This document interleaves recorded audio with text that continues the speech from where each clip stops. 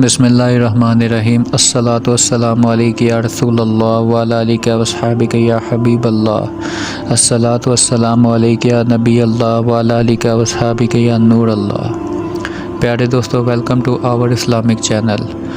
دوستو، اگر آپ ہمارے چینل پر نئے ہیں تو سب سے پہلے ہمارا چینل سبسکرائب کر دیں، جزاک اللہ۔ وہی تو ہے جو لاتا ہے ہریالی بنجار کھیتیوں میں، وہی ہرا کرے گا تمہارا ویران کھریانوں کو۔ تم اس سے لوح لگا کر دل سے توکل کر کے تو دیکھو۔ مشکل کے بارے میں تمہارا ایک ایسا نظریہ ہونا چاہیے کہ زندگی میں آنے والی ہر آزمائش پر تمہارا اپنے رب پر بھی یقین بھرا ہونا چاہیے، اور آنے والی مشکل تمہارے ایمان کو بھرنے والی ہو، اور تمہاری ہر کامیابی اس رب کا مزید شکر گزار کر جائے۔ اور ایسا تب ہوگا جب تم اپنے قول سے لے کر فعل تک ہر چیز سے اللہ کی توبہ کو مقدم اور ضروری سمجھو گے۔ بعض اوقات ہم اپنی خواہشات کو دل میں رکھ کر بہت زور سے دعائیں تو مانگتے ہیں، مگر اپنے حصے کی محنت اور جستجو کرنا بھول جاتے ہیں۔ یاد رکھیے، اللہ اپنی نعمتوں سے ان لوگوں کو نوازتا ہے جو حقیقت میں ان القابات کے حقدار بھی ہوں جس چیز کی تم خواہش رکھتے ہو۔ اللہ کے ذکر سے دعائیں ضرور مانگو، لیکن اپنے حصے کی محنت کرنا کبھی مت بھولو، اور جو کچھ بھی اللہ آپ کو نوازے اس پر دل سے شکر گزار بھی ہونا سیکھیے، تو وہ اللہ آپ کو اور زیادہ نوازے گا۔ اکثر ہمیں زندگی میں ایک امید بھرے اشارے کی ضرورت ہوتی ہے، اس لیے کبھی بھی صبر، دعا اور کوشش کا دامن مت چھوڑو، اور یہ کبھی ہاتھ سے چھوٹنا نہیں چاہیے۔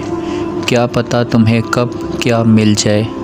اپنی زندگی میں سب سے زیادہ بڑھ کر اللہ پاک پر یقین کرنا سیکھو۔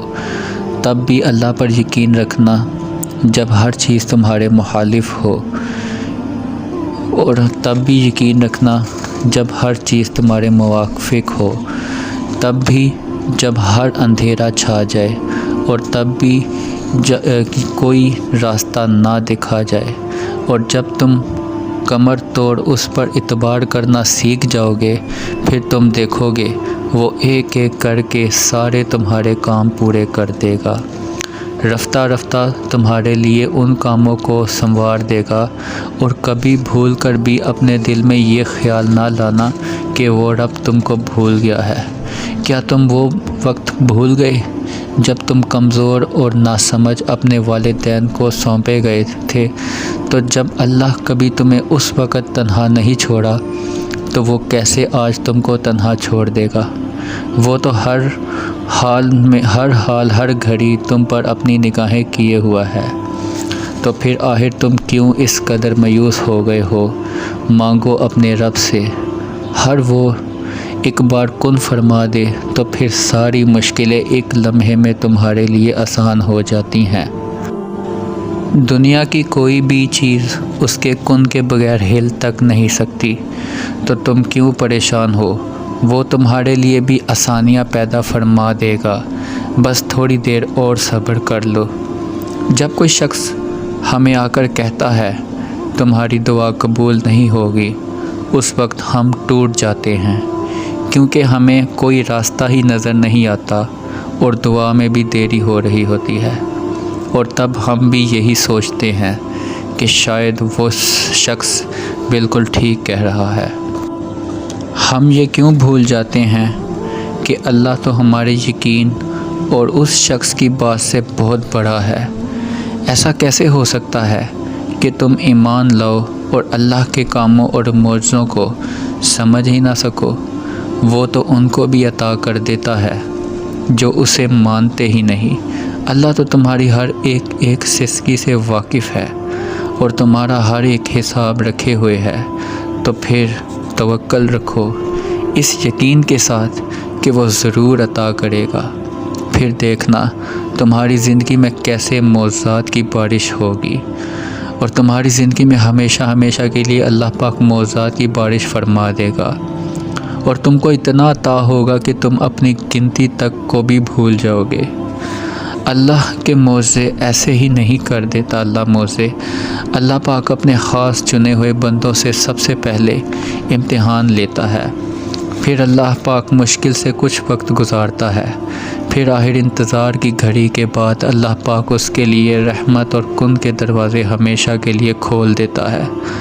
اگر مشکل وقت میں اللہ پر اپنی ڈور چھوڑ دو گے تو پھر دیکھنا اس کامیابی میں آپ کو ایسا انقلاب ملے گا کہ ساری زندگی آنے والی نسلیں بھی سنور جائیں گی۔